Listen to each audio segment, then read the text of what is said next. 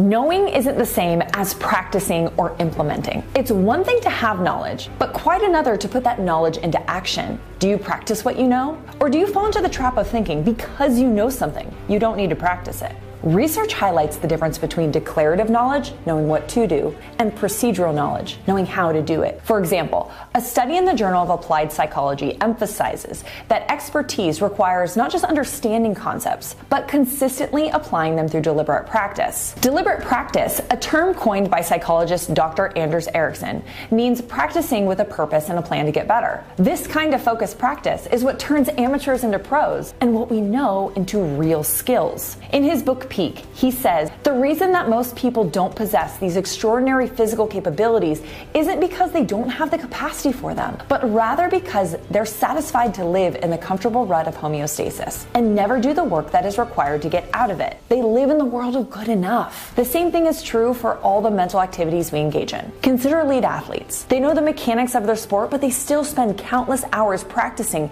to refine their skills and perform under pressure. The same principle applies to any field, whether it's in sales, leadership, or the arts. So next time you catch yourself thinking that knowing is enough, remember, true mastery comes from the consistent application of knowledge. Ask yourself, am I practicing what I know? And am I actively working to turn my knowledge into action?